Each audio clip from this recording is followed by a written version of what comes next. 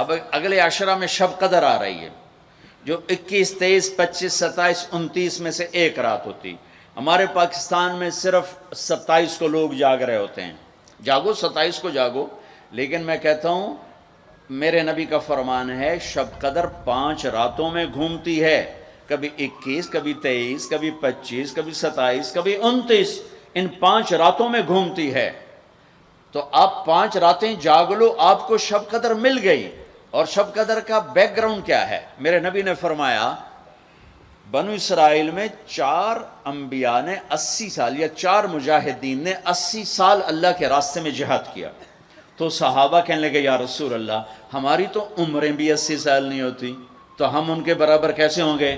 تو ابھی ان کا یہ سوال باقی ہے اور مجلس باقی ہے کہ جبریل آ گئے کہ یا رسول اللہ بشارت دیں اپنی امت کو کہ اللہ کہہ رہے ہیں اِنَّا أَنزَلْنَاهُ فِي لَيْلَةِ الْقَدْرِ وَمَا أَدْرَاكَ مَا لَيْلَةُ الْقَدْرِ لَيْلَةُ الْقَدْرِ خَيْرٌ مِّنْ أَلْفِ الشَّهْرِ. چلیں ہم آپ کو ایک رات دیتے ہیں، آپ کی امت کے مرد عورت جاگ لیں، 80 سال سے زیادہ اجر لکھ دیا جائے گا. 80 سال کے برابر نہیں کہا، خیر اس سے زیادہ. تو آپ سب یہ جتنے میری بات سن رہے ہو میڈیا کے ذریعے سے جا رہی، یہ 5 راتیں ضرور جاگ لیں. چھوٹی چھوٹی راتیں ہیں، تراویح سے فارغ ہوں تو 3-4 گھنٹے کی رات باقی رہ جاتی ہے. کچھ نفل پڑھ لو، کچھ قرآن پڑھ لو، کچھ دعا مانگ لو، کچھ ذکر کر لو، اور لوگوں کو معاف کر دو. معاف کرنا بھی بہت بڑا عمل ہے، ورنہ عمل رک جائے گا، عمل رک جائے گا. معاف کر دو. ایک صحابی کہنے لگے یا رسول اللہ، ایک صحابی کہنے لگے رات کو تہجد میں یا اللہ تیرے نبی نے کہا ہے میں صدقہ کروں، تو میرے پلے تو شاید کوئی نہیں، میں صدقہ کی کرا. اچھا چل میرے مولا، جس نے میری بےعزتی کی میں نے سب کو معاف کیا، میرا اے صدقہ قبول کر. فجر کی نماز میں آئے، آپ نے نماز کے بعد اعلان کیا بھائی رات کو صدقہ کس نے کیا ہے؟ سارے چپ بیٹھے رہے، کسی نے نہیں کیا. پھر آپ نے واضح کیا رات کو اپنی عزت کا صدقہ کس نے کیا ہے؟ یہ کھڑے ہو کہ یا رسول اللہ. اور آپ کی باتیں سن کر شوق پڑا کہ کو مال لگاؤں، مال تھا نہیں. میں کہا چل میرے مولا میں اپنی عزت دہی صدقہ کرنا. تو میرے نبی نے فرمایا تیرا اللہ نے قبول صدقوں میں لکھ دیا ہے یہ عمل. شب قدر میں معاف کرو. دل میں بغض ہو تو اٹک جائے گا معاملہ. 4 آدمیوں کی بخشش نہیں ہوتی. اللہ نہ کرے کوئی ہم میں سے کوئی ہو تو میں بتا دوں تاکہ وہ ابھی سے توبہ کر لے. مدمن خمرن، شب قدر میں جبریل اترتے ہیں، فرشتے اترتے ہیں، ساری دنیا میں پھیل جاتے ہیں. پھر جو لوگ دعائیں کر رہے ہیں، نمازیں پڑھ رہے ہیں، ان کے ساتھ آمین کہتے ہیں. پھر جب سحری کی صبح صادق کی اذانیں ہو جاتی ہیں تو سارے فرشتے اکٹھے ہوتے ہیں، جبریل سے پوچھتے ہیں کیا ہوا؟ تو جبریل کہتے ہیں اللہ نے سب کو معاف کر دیا، 4 آدمیوں کا کیس پینڈنگ. تاریخ ڈل گئی، تاریخ ڈل گئی کہ یہ جب تک یہ کام کر رہے ہیں معافی نہیں، چھوڑ دیں گے معاف. جو کون ہے کہ مدمن خمرن، شراب پینے والا، اس کی معافی نہیں ہوتی شب قدر میں. تو کوئی اللہ نہ کرے کوئی ہے تو توبہ کر. ہر خواہش جسے آپ دنیا میں تصور کرتے ہو اس کو اللہ نے حلال طریقے سے جنت میں تیار کر کے رکھا ہوا ہے. کہتا یہ شراب چھوڑو، تمہارے منہ سے بدبو، بے ہوش ہو رہے، پیشاب نکل رہے، تم آؤ میرے پاس. وسقاہم ربہم شرابا طہورا، تیرا رب تمہیں خود اپنے ہاتھوں سے پلائے گا. ٹھیک ہو گیا. عاق لوالدیہ، ماں باپ کا نافرمان، بخشش شب قدر بھی نہیں بخشوا سکے گی. ماں باپ کا نافرمان. میرے نبی نے فرمایا جب لوگ جنت میں جائیں گے نا تو اویس کرنی بھی جا رہے ہوں گے. اویس کون ہیں؟ اویس بن عامر من مراد من قرن من الیمن. یہ میں نے آپ کو ان کا پورا جغرافیہ، ان کی پوری میں نے آپ کو ان کی بتا دی ہے بایوگرافی. اویس نام ہے، عامر کے بیٹے ہیں، مراد قبیلہ ہے، قرن اس کی شاخ ہے، اور یمن ان کی رہائش ہے. میں ان کی بستی گیا 3 سال پہلے جہاں وہ پیدا ہوئے، اویس کرنی جہاں پیدا ہوئے، میں وہاں گیا تھا. انہوں نے ماں کی حد درجہ خدمت کی. وہ آسمانوں تک پہنچی. یہ میرے نبی کی خدمت میں حاضر نہیں ہو سکے, آسمانوں سے جبریل پہنچے. اب جبریل کی بات کو میرے نبی کیا کس طرح, چونکہ اللہ کے نبی دیکھ رہے تھے کہ آئندہ آنے والی نسلیں ماؤں کے ساتھ کیا کریں گی.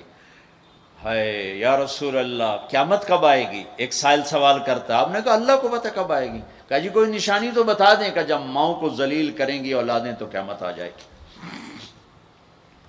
عمر علی دو عظیم ہستیوں سے کہا جا رہا ہے تمہارے دور میں ایک شخص آئے گا, اس کا نام ہوگا اویس بن عامر, درمیانہ قد, رنگ کالا, ایک سفید داغ جسم پر, جیسے آنکھوں سے دیکھ ہی رہے ہوں گے, آنکھوں سے اللہ نے پردے ہٹا دیے ہوں گے. تو آئے گا, اور جب وہ آئے تو تم دونوں نے اس سے دعا کروانی. اللہ کی قسم حضرت عمر اور حضرت علی کو اویس کی دعا کی ضرورت نہیں تھی. یہ آپ کو پیغام پہنچانے کے لیے ہے کہ ماں کا کیا مقام ہے. تو وہ حضرت عمر حیران ہو کے دیکھنے لگے کہ کیا کی جاندے نے ایسی دعا کروا. صحابی کو تو کوئی پہنچ نہیں سکتا, پھر صحابی بھی عمر اور علی جیسا. آپ نے کہا عمر علی. اویس نے ماں کی خدمت کر کے اللہ کو اس طرح خوش کر دیا ہے, جب وہ ہاتھ اٹھاتا ہے اللہ کبھی خالی نہیں لوٹاتا. حضرت عمر ہر سال حج میں جاتے, 10 سال خلیفہ 10 سال حج کی. کوئی اویس پتہ نہیں چلتا. ایک دن سارے حاجی لائن حاضر کر لیے, تھوڑے سے تو آتے تھے. ابھی کھڑے ہو جاؤ, ہاں بھائی سب بیٹھ جاؤ. یمن والے کھڑے رہو, اور تھوڑے ہو گئے. ہاں بھائی یمن والے سارے بیٹھ جاؤ, صرف مراد قبیلہ کھڑا رہے, پھر بالکل تھوڑے ہو گئے. ہاں بھائی مراد والے سارے بیٹھ جاؤ, صرف مراد کی سب کاسٹ, شاخ, قرن, تو ایک آدمی بچا. اچھا تم قرنی ہو؟ کہا جی. اویس کو جانتے ہو؟ کہا جی جانتا ہوں, میرے بھائی کا بیٹا ہے, بھتیجا سگا, لیکن وہ تھوڑا ہلے ہوئے ہے, تجھے کیوں پوچھ دے ہو؟ اب تمہیں فرمایا میں تو ہلے ہوئے لگتا پہ ہیں. کدھر ہے؟ کہا جی آیا ہوا ہے. کہاں گیا ہے؟ کہا جی وہ ادھر گیا ہے عرفات اونٹ چرانے. آپ علی کو ساتھ لیا اور عرفات کی دوڑ لگا دی. وہاں پہنچے تو دیکھا اویس کرنی درخت کے نیچے نماز پڑھ رہے اور اونٹ چاروں طرف چر رہے. یہ آ کے بیٹھ گئے. انہوں نے محسوس کیا 2 آدمی آگے تو نماز مختصر کر دی, سلام پھیرا. حضرت عمر نے پوچھا کون ہو بھائی؟ کہا جی میں مزدور ہوں. اور کون؟ اسے نہیں خبر یہ کون ہے. تیرا نام کیا ہے؟ کہا میرا نام اللہ کا بندہ. حضرت عمر کہنے لگے سارے ہی اللہ کے بندے, تیری ماں نے تیرا نام کیا رکھا ہے؟ کہا بابا تو کون ہے میرا انٹرویو کرنے والا؟ ان کو عجیب سا لگا نا. تو حضرت علی نے کہا اویس یہ امیر المومنین ہے عمر بن خطاب, اور میں ہوں علی بن ابی طالب. پھر تو اویس کانپنے لگے. کہا جی میں معافی چاہتا ہوں, بہت معافی چاہتا ہوں, میں تو آپ کو پہچانتا نہیں تھا, میں تو پہلی دفعہ آیا ہوں. حضرت عمر نے فرمایا تو یا نا اویس؟ کا جی میں اویس ہوں. کہا ہاتھ اٹھا ہمارے لیے دعا کر. وہ رونے لگے. کہ میں دعا کروں؟ تسی سردار, میں نوکر توڑا, میں دعا کروں؟ کہاں, اللہ کے نبی نے فرمایا تھا عمر اور علی جیسی ہستیوں کے لیے اویس کے ہاتھ اٹھوائے گئے. پیچھے جہاد نہیں ہے, تبلیغ نہیں ہے, تصوف نہیں ہے, پیچھے ماں کی خدمت ہے. اب وہ حدیث سناتا ہوں جو پہلے سنا رہا تھا. آپ نے فرمایا لوگ جائیں گے جنت کی طرف, اویس بھی چلیں گے. جب جنت کے دروازے پر پہنچیں گے تو اللہ تعالیٰ فرمائیں گے باقیوں کو جانے دو, اویس کو روک لو. تو اویس پریشان, اے اللہ میں نے بو احتیاط کیوں روک لیا, یہ کیا ہوا؟ اللہ تعالیٰ فرمائیں گے یہ پیچھے دیکھو. پیچھے دیکھیں گے تو جہنمی کھڑے ہوں گے کروڑوں اربوں کی تعداد. تو میرا اللہ فرمائے گا اویس تیری ایک نیکی نے مجھے بڑا خوش کیا ہے, ماں کی خدمت. تو انگلی کا اشارہ کر, جدھر جدھر تیری انگلی پھرتی جائے گی نا سب کو تیری طفیل جنت میں ڈال دوں گا. ہوئی یہ وہ ماں ہے جو کراچی کے ہر گھر میں ذلیل ہو رہی ہے, اور پنجاب کے ہر گھر میں, سندھ بلوچستان, کوئی نصیبوں والی مائیں ہیں جن کو آنکھوں کی ٹھنڈک اولاد ملی ہے, ورنہ زہریلے سانپ ہیں.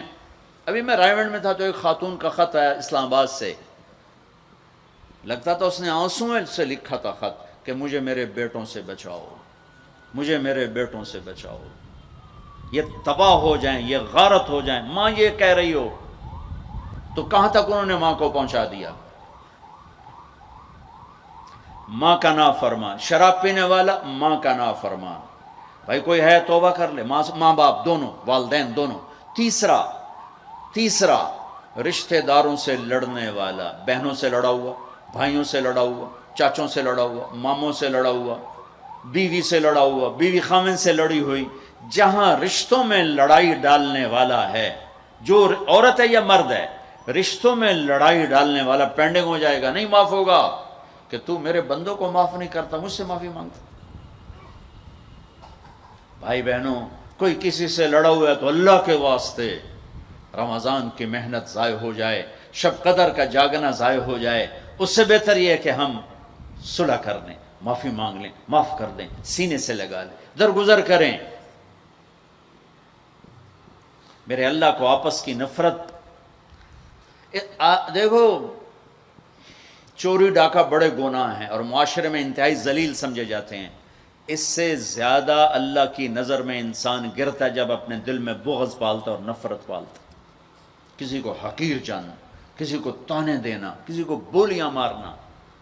اس لیے میں گزارش کرتا ہوں آپس کے بغض ختم کرو، خاص طور پر خونی رشتوں کے بغض ختم کر کے گلے لگو، معاف.